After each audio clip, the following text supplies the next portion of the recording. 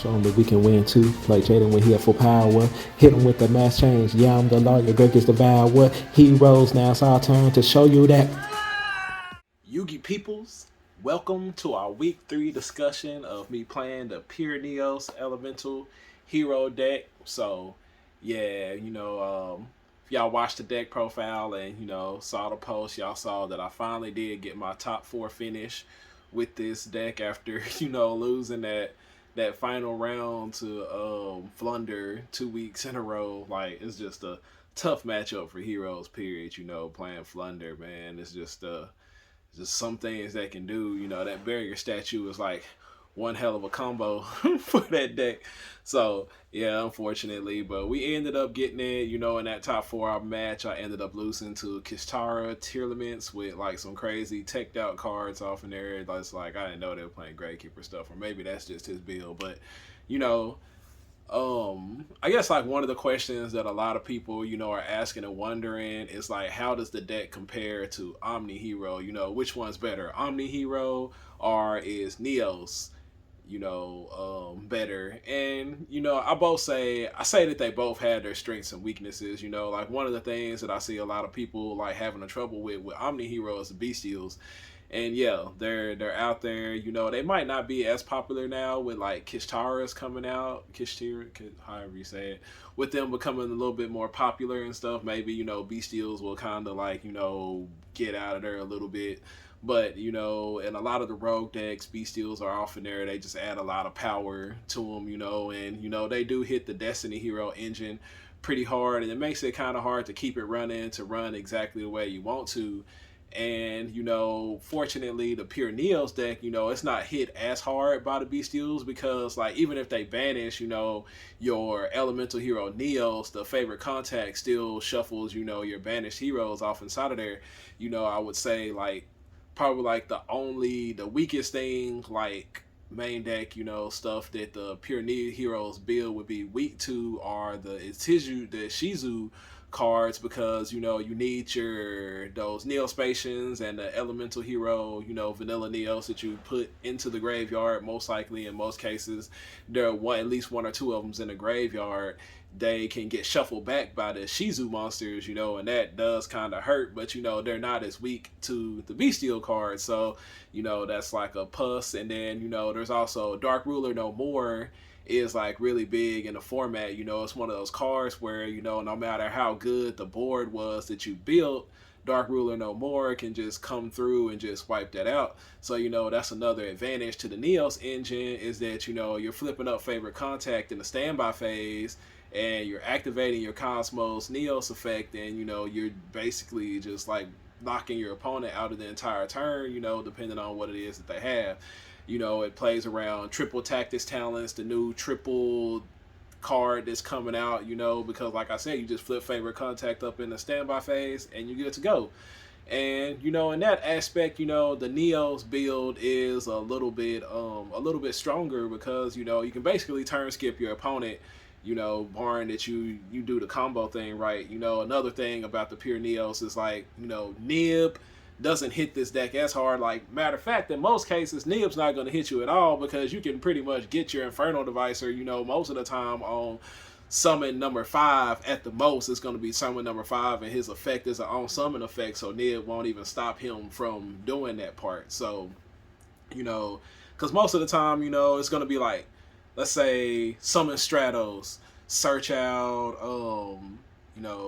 search out your Prisma, maybe special summon out your Spirit of Neos. That would be like 3. Special summon Vanilla Neos, and then that's 4, and then Inferno Devicer on 5. It's just kind of depends on what cards you drew, how you end up going into it. But most of the time, that's all you need to do. Like, especially if you activate the engaged Neo space, your special summon the Spirit of Neos, then you're going to try to special summon Prisma, then you're going to special summon Inferno Devicer, and that's like 3 summons right there. You got it, you in there, you good. And like in that aspect, it plays around Nibs a little bit better, it plays around Bestials a little bit better, And even when you look at the like, if you look at my build and how I played it, like the number of bricks inside of the Pure Neos deck is about the same as you would play inside of Omni Heroes. You know, in Omni Heroes, you got, depending on how you like to run it, 1 or 2 increase. So, you know, let's say, I'm pretty sure that most people that really want to be consistent with it, they're going to run 2 increase. So let's say 2 increase, then you got your 2 Mally and your Denier. You know, that's pretty much like 5 right there. You know, R4 if you're just running the increase. You know, and you might say Mally and Denier aren't necessarily bricks, but I would consider them bricks if you, especially if you don't get to polymerization, because basically you're not normal summoning them. Like, I mean, I guess in some cases, if you have mass change, you're going to summon out, you know, Denier. But, you know, the only time you want those 2 cards in your hand, one of those Destiny heroes in your hand, is when you have Poly, or if you're playing, you know, Destiny Draw or something crazy like that. So, you know, and it's the same way basically with my Neos build. You know, I tried to, you know, make it as consistent as possible, and I didn't include in a lot of, you know, what I felt like were unnecessary for, you know, summoning out Cosmos Neos, because that's the main goal of the deck and that's what I wanted to do. So if you count mines off in there, you got the three whatchamacallit, the 3 Neo Spacians, and then you got the vanilla Neos. Now, you know, in some cases you can count the Spirit of Neoses also as, you know, kind of dead draw. So, you know, it could be, it's either 4 with the 3 Neo Spacians and vanilla Neos, or you can say it's 6 if you want to count the 2 Spirit of Neos. You know, thing about the Spirit of Neos is, like, in most cases, it's like, depending on what deck your opponent's playing, you're going to special summon it out on their hand, and, you know, it will keep you from dying for a turn, you know, depending on what it is. You know, I don't think it wouldn't be, like, as good against Tyr, because they use, what's her name, the water monster that negates, you know, special summon effects and stuff like that. And then against Flunder, you know, if they summon out the barrier statue, you wouldn't be able to do it. But, you know, like against some of the decks and stuff, Spirit of Neos would be there to protect you. So, you know, in that aspect, you know, the number of bricks that you player consider inside of them, you know, are pretty much close to the same. You know, you're pretty much running the same spell cards. I feel like, you know, in shuffle, like in my build, this is like taking my build in consideration, like how I looked at it when I compared it to you know, Pure Neos, how I compare Pure Neos and how I compare Omni Hero. So basically, you know, like looking at my deck, looking at theirs, you know, both 3 hero lives. I would liken the in shuffle that I run at 3 to, you know, 3 mass change inside of Omni Hero. Now, obviously, mass change is a little bit stronger because it's quick play, so you can use it to dodge certain effects and everything. Whereas in shuffle, you know, it gives you the extra draw, and it's gonna, you know, it's, and then like a lot of times in Omni Hero, you're probably like running 1 or 2 in shuffles anyway. And then when you look at, you know, Fusion Destiny, 3 Fusion Destiny, I look at, you know, 3 Engage Neo Spaces, kind of the same thing there. Then, you know, Cross Keeper is not necessarily something like maybe inside of Omni Heroes, you know, there's some people running 1 or 2, you know, inside of this build. I feel like 3 is necessary. So, you know, that's basically, you know, that's it. Now, the thing that's like, that's the big difference between Omni Hero and the Pure Neos build is like, okay, so when you go with the Omni Hero build, you know, you have your Stratos, you probably have your normal summon, you know, your normal summon could be Vion, your special summon could be Stratos, and then like, say your opponent does shut those down, do something to it, a lot of times you still have that Vision Hero Ferris to fall back on. Now, unfortunately with Neos, you know, it's like if they put a stop to one of those, or, you know, a couple of those, like in a certain hand spots, you don't have another extender card like Vision Hero Ferris, you know, to continue to help you to get there. So, you know, that is like a big difference between the 2 decks. It's like Vision Hero Ferris is pretty good. You know, whenever I look at it, I kind of compare like Omni Hero to Tri Brigade or to Sword Soul. You know, with Sword Soul, you know, you got the normal summon of Mo Yi. You know, with heroes, you got your normal summon of Stratos or special summon of Stratos where the hero lives, and then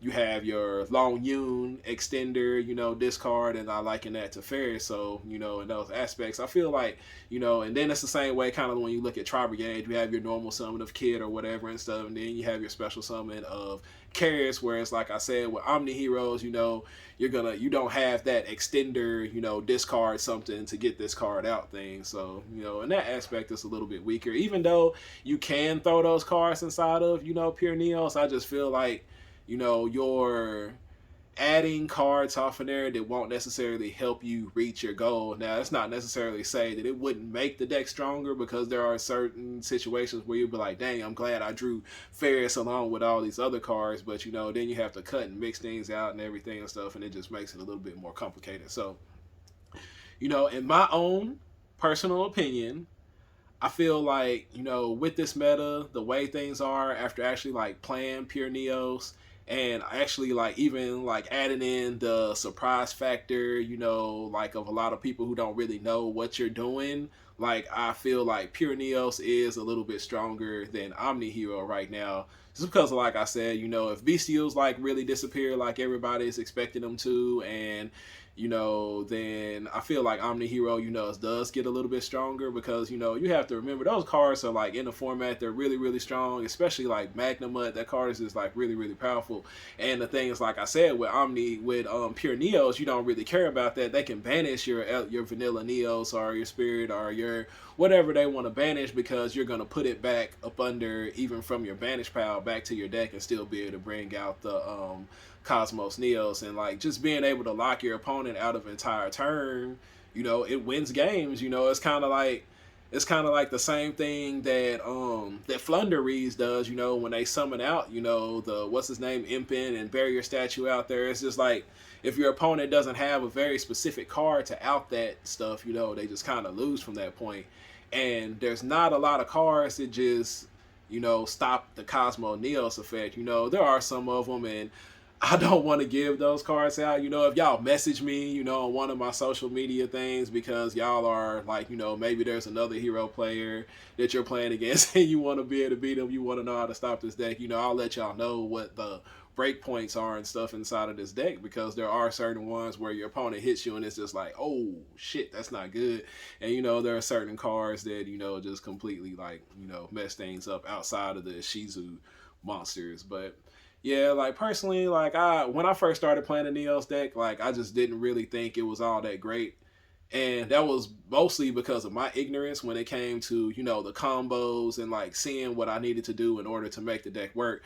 But then it's like in the last tournament that I played in, it's just like I got so used to it, making sure that I use Nebula Neos, making sure that, I consider all my options and not make the same play mistakes that I've been making in previous tournaments, and stuff. And I just even had this one game where I played against, the Exorcister player, and a lot of times, when I'm going into the game, I decide how easy is it going to be for me to break my opponent's board and then not be able to OTK them, versus if I do break my opponent's board, am I going to be able to kill them, or do I need to also be able to summon Cosmos Neos on their turn? Now, when I played against Exorcisters, I felt like their board is not like all that very, very powerful, but they also have the trap card back in the back that puts extra monsters out on the board, which could prevent me from OTKing them. So I was like, it's kind of hard for me to OTK this deck, so let me leave my Cosmos Neos stuff off in there and try to break his board, and then